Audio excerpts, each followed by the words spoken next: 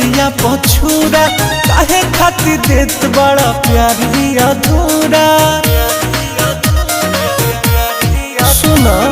कवने के रात चले छतिया पछूरा काहे खातिर देत बड़ा प्यार ही अधूरा। डोज अगर बाते देखे त राजा जी कठोर दा न तो छोड़ दा छोड़ दा छोड़ दा ए राजा छोड़ दा न तो छोड़ दा छोड़ दा छोड़ दा ए राजा छोड़ दा।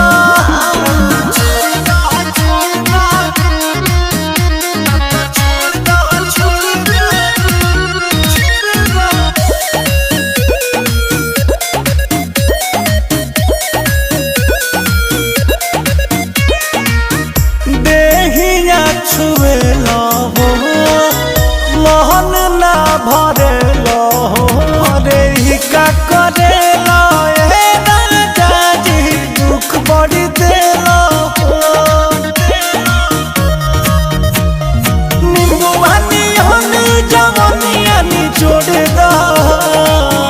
ना तो छोड़ दा छोड़ दा छोड़ दा रे राजा छोड़ दा ना तो छोड़ दा छोड़ दा छोड़ दा रे राजा छोड़ दा।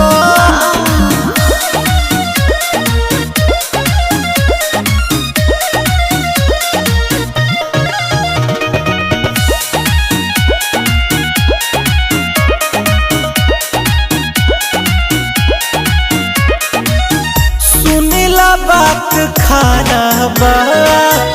हाय रहत पारा बा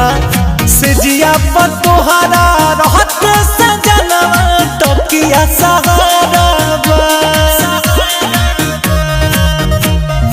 पंजा धके राजा पूरा देह जब धोर दा